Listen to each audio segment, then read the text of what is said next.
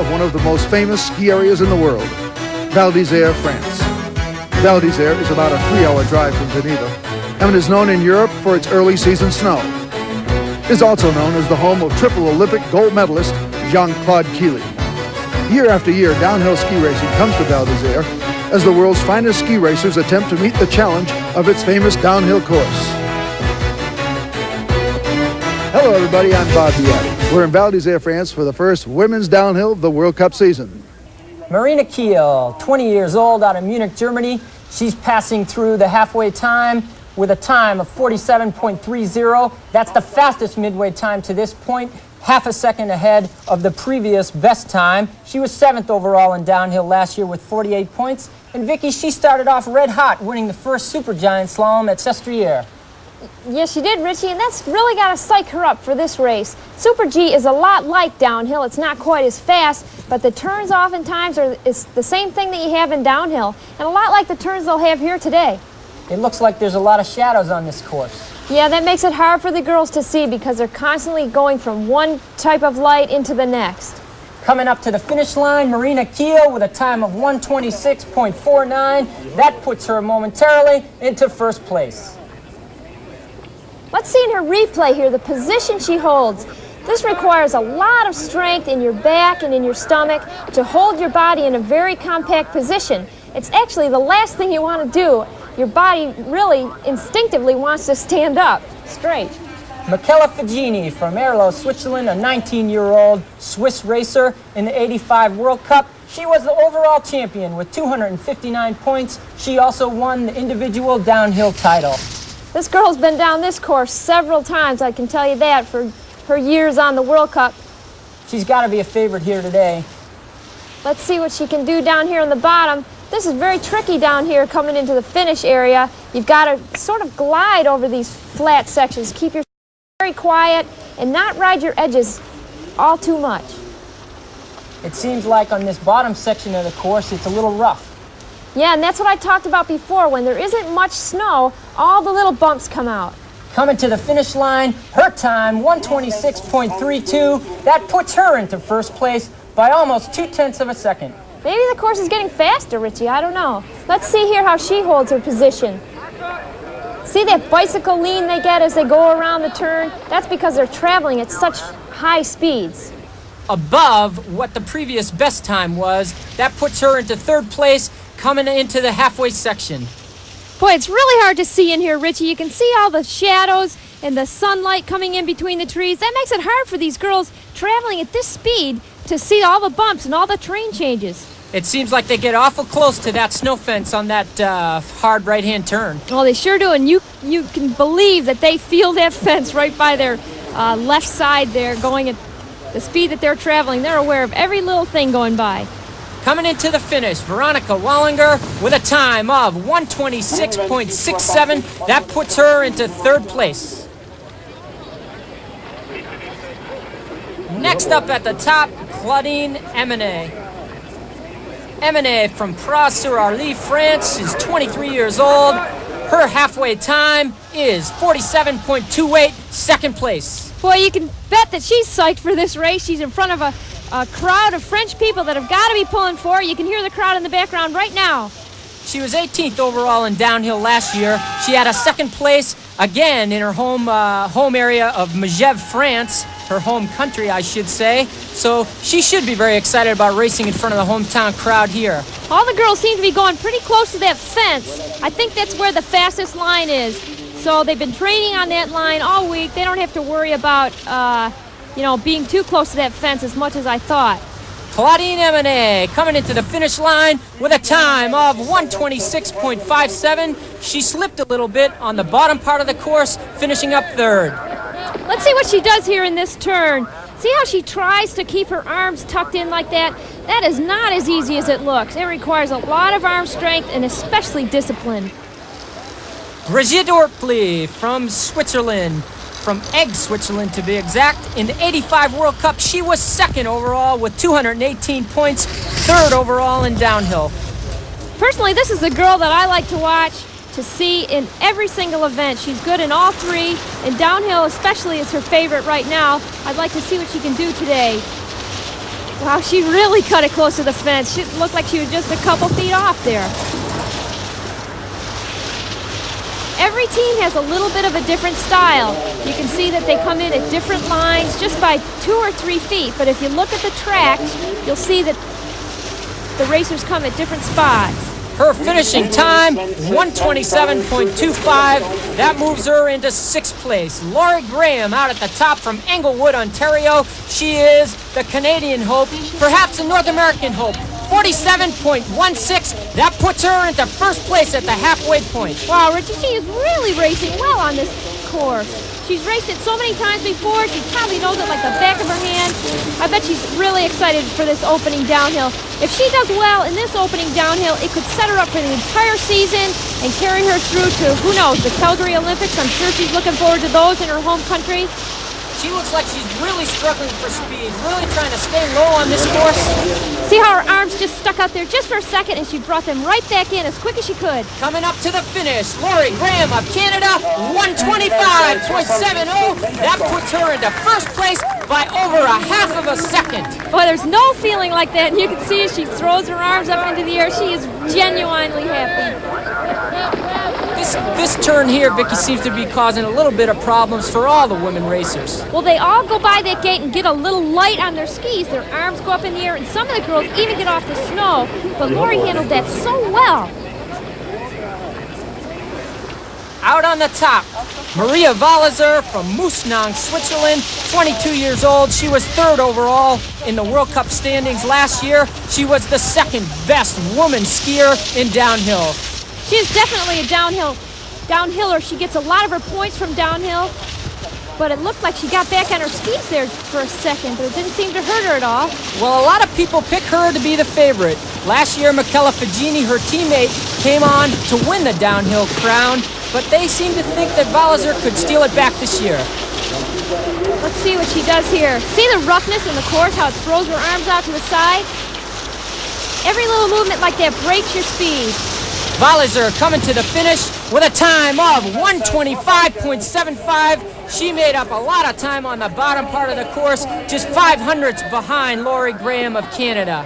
Oh, that's where it happened. Right there, her arm just got a little bit behind, but because she is as strong as she is, she pulled it forward, got her skis back under her, and her concentration didn't lapse for a second. Very close to that fence there. And out at the top, Zoe Haas coming through, 0.6 of a second behind the leading time. She's 23 years old from Engelberg, Switzerland. In the 85 World Cup season, she was 11th overall, but 9th in downhill. In fact, she won a downhill in Puy-Saint-Vincent, France. Boy, there are a lot of good Swiss girls out there. Having that many girls on one team makes it so competitive that you really have to be good just to make it onto the Swiss team, let alone racing World Cup races.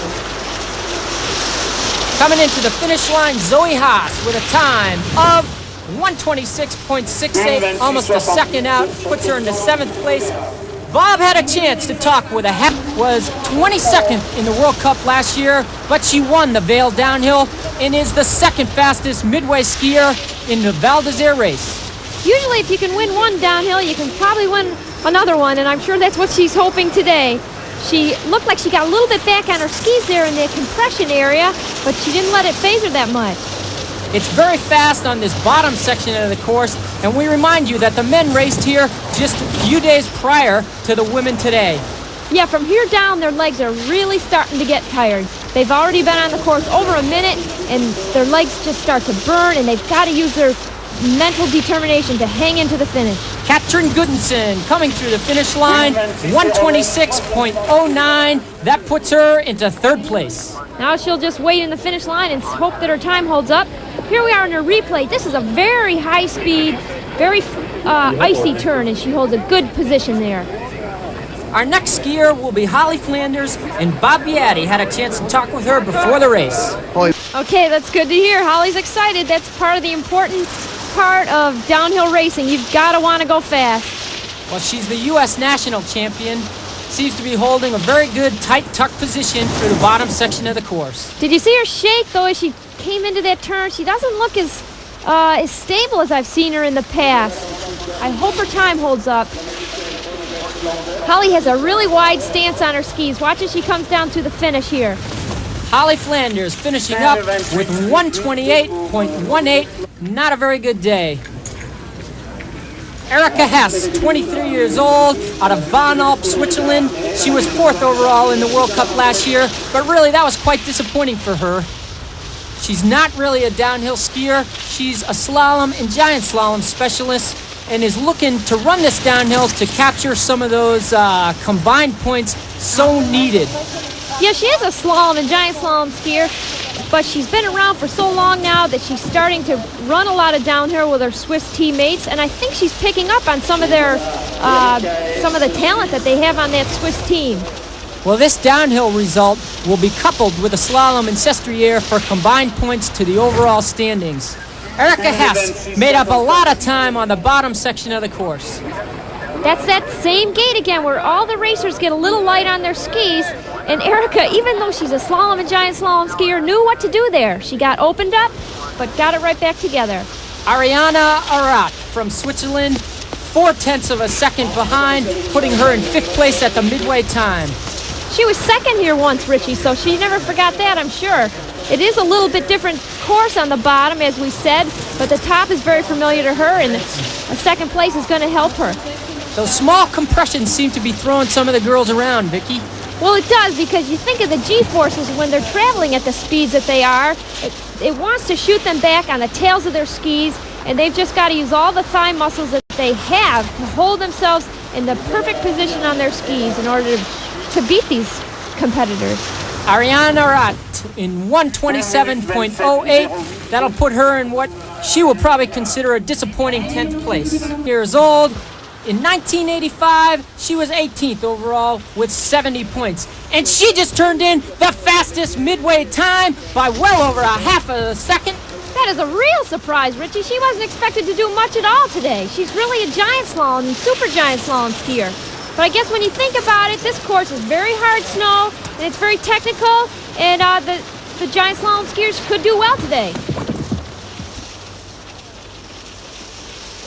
She seems to be skiing an extremely tight line. Yep, and what she's really doing well, I notice, is holding that low position. She's really staying in a tuck well. Michaela Gerg coming through the finish line with a time of 125.59. That puts her into 1st place. A very disappointed, I should say, shocked Laurie Graham. Wow, I'll say, boy. Sometimes you've got to expect that, though. That's what ski racing is all about. Okay, let's see. We can compare both of them here. Laurie Graham on our right. We'll see that they're going to look a lot alike, ironically, because there isn't much time that separated them at the finish either. They both come into that gate at pretty much the same line. They're both in a low position. Laurie Graham looks a little bit higher, and on the left, Gerg gets out of her tuck there just for a second. Very similar styles in their skiing. Well, they were both successful so far today, so you have to think they're doing pretty much the same thing. Next up, what I would like to do. Boy, she is definitely on this season. She's had some good results already, and it sounds like she's pretty psyched from today's race. well, the course certainly is holding up. Michaela Gerg coming down before her came up with a fantastic time moving into the lead. So this hard snow is good for this back-seated racers. Wow, Debbie's going to have a great run. Debbie Armstrong, 126.27. That puts her into 5th place. She is really happy with that, you can tell. She gets high there and her arms go up in the air, but sometimes that's an indication that she's carrying a lot of speed. She may have gotten in the air more than most girls. Christina Putz. She was 15th last year in a downhill in Vail, Colorado. Really her first experience in the World Cup circuit. She is 19 years old. Oh, my! Wow, I can't believe that fall. Oh, my, what a fall. Christina Putz. I hope she's all right. That happens a lot on this course. That's a tough compression coming into there that the girls talked about. Let's see what she did here. See, she's out of control already. Her arm is behind her. Now, what she should have done is pulled herself forward and continued on the run, but her skis separate here, and it looks like she sort of freaks out. It really looked for a second like she was going to pull it out, but that fence just kept creeping up. Her feet splayed apart there, and she hooked her ski on the snow fence. Looks like her skis didn't even come off, which is really dangerous. You want your skis to come off immediately so nothing else, so no bones give instead. She loses one ski there. That is a tremendous fall. Oh, and she landed exactly on the top of her head. The poor girl. Wow. A very serious fall. Christina Putz, girl from France, 21 years old. She's the 1983 World Junior Champion in downhill, and she's having a good run. 47.11 at the halfway. That's 4th place. Sometimes all it takes is to be in front of your home crowd, and she's a French girl, and she could be very excited about just racing in France. And I guess that weight at the top didn't affect her very much. No, you never know. She could have been off to the side, stretching or something, and not concerning herself with that. She really does look good down here. See how her skis get wide at certain times? That could be caused from hitting compressions or hitting bumps. Your skis go in and out all over the place. Carol Merle coming up to the finish, 126.42, a 7th place finish. That's an excellent run for her, running 34th. You can see here the course is not that smooth for her. Pam Fletcher from Acton, Mass., 22 years old. She's 2 seconds out at the halfway point. Whoa! Oh, and she's behind. Exactly. Oh, my. The same spot as Christina Putz. Wow, exactly the same fall, but I think she's going to be all right. Let's see some movement. Now, what happened here? I think this compression is just getting these girls that are with the later numbers. Nice position there. Arms forward. Setting up for her turn. She could be a little stiff. She's not been on the World Cup for too many years. Tossed around. That's exactly what happened. She just got tossed around. Skis separated. Wow, that's really too bad for Pam. I hope everything's all right. Look, she wipes the entire fence right out. These late runners seem to be having a little difficulty picking up the little bumps and undulations in the terrain. Could this be a factor? Well, I think it is because the entire course is rough for them from start to finish. So their legs have to work harder than the girls that come down in the front runners. Well, at least that fence seemed to work. It broke her fall a little bit, but that's an incredible fall. Boy, it seems to me like Pam Fletcher at least remained conscious through her fall. Michaela Gerg from West Germany with a time of 125.59 was the winner. Laurie Graham of Canada very closely behind her. Maria Walliser of Switzerland and Katrin Guttensen of Austria with 126.09. Debbie Armstrong, the American from Seattle, Washington. Michaela Fagini in 6th place. Merle from France in 7th place. Marina Kiel from West Germany again in 8th place. Erica Hess, doubling up with her win in the slalom portion, will win the overall combined title. And Claudine Emonet from France with 126.57 rounds out the top 10.